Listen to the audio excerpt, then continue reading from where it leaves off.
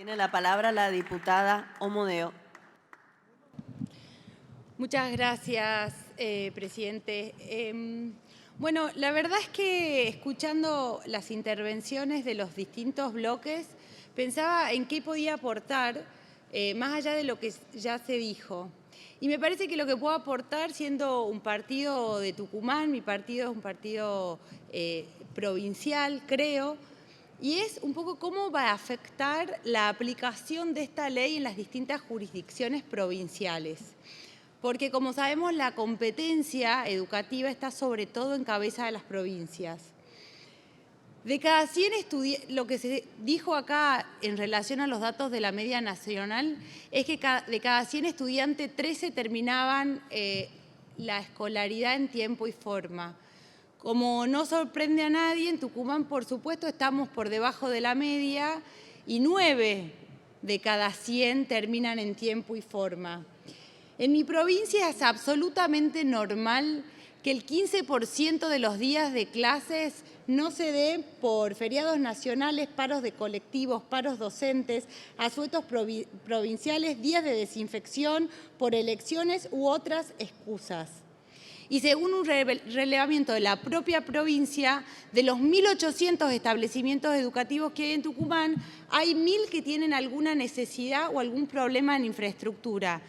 Yo no sé las realidades de las otras provincias, intuyo que no debe estar tan mal como Tucumán la infraestructura educativa, pero en muchas de las escuelas no hay baños, hay letrinas en Tucumán. Entonces, ante esta situación yo me pregunto si esta ley va a mejorar algo la situación de los estudiantes tucumanos. Y la respuesta es que sí, porque aseguramos las clases, porque les damos una rutina a los niños y jóvenes que acuden,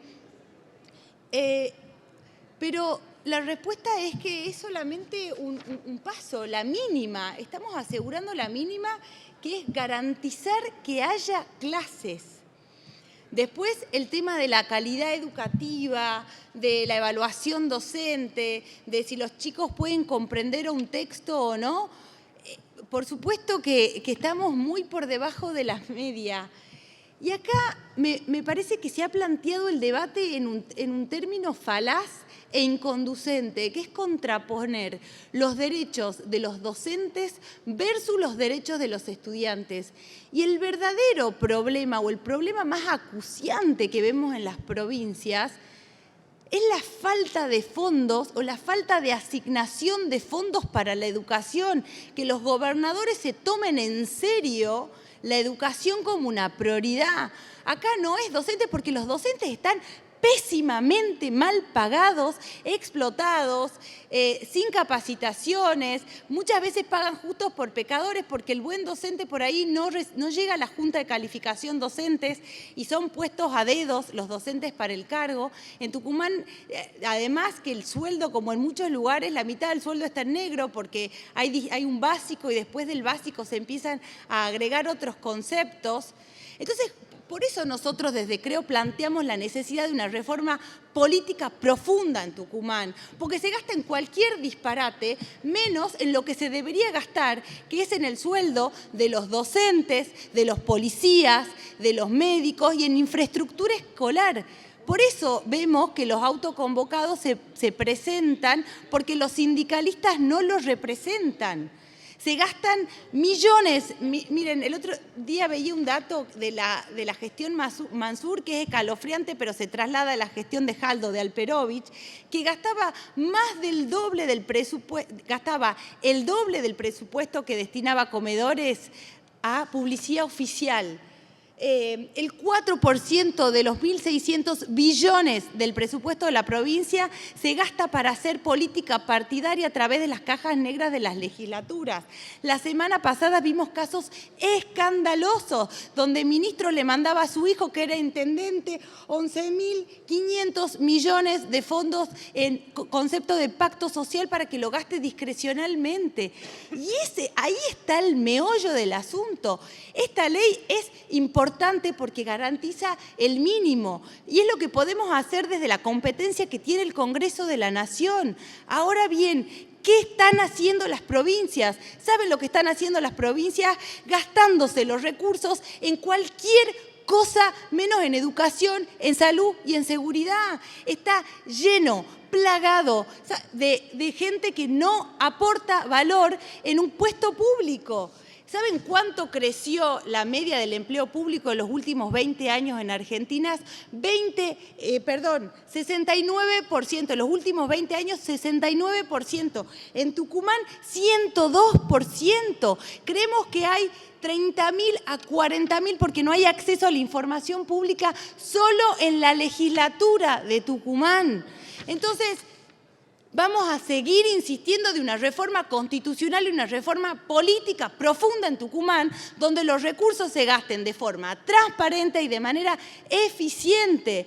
Entonces, desde la competencia nacional estamos haciendo todo lo que podemos, porque esto no es contra los maestros, esto es a favor de los estudiantes y no cercena el derecho a huelga, sino que asegura de alguna manera guardias educativas para que los establecimientos permanezcan abiertos, porque además en las escuelas se aseguran los nutrientes y el acceso a la alimentación que muchos niños no tienen en Tucumán y en general en todo el país.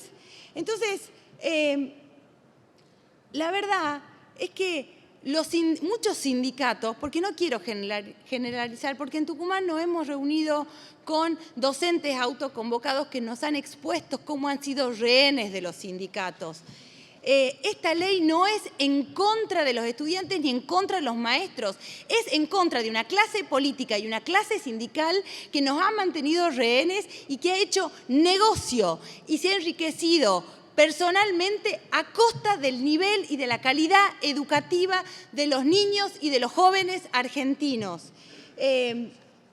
Entonces, estamos haciendo la parte que nos toca, pero le pedimos por favor a los gobiernos provinciales que dejen de gastarse los recursos de manera espuria para hacer política, para sostener estructuras, para hacer populismo barato y gastemos los recursos en lo que hay que gastar, en educación, en salud, en infraestructura. Desde Creo vamos a seguir insistiendo en las reformas políticas contra regímenes feudales que existen en las provincias donde no existe la república, porque no hay división de poderes. Y si no existe la república, no existe el acceso a la información pública, no existe la rendición de cuentas, no existe la calidad educativa, no existe que los docentes que se esfuerzan lleguen a esos lugares, no existe que se cumplan con los días de clase, no existe que se invierta en educación.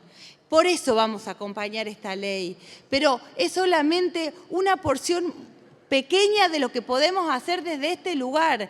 Los verdaderos responsables de la debacle educativa argentina son los gobernadores, son los sindicalistas que han usado los fondos públicos en cualquier cosa menos en educarnos, porque saben que no nos quieren educados, porque cuando los ciudadanos están educados salen por sus propios medios adelante, pueden progresar, existe la movilidad social ascendente. En cambio, si tenemos gente que no puede valerse por sus propios medios, los tenemos dependientes, esclavos, dependiendo de las dádivas del gobernador de turno. Hay que hacer muchísimo más por la educación, pero hay que empezar por acá. Es la de mínima. Nada más, muchas gracias. Gracias, señora diputada.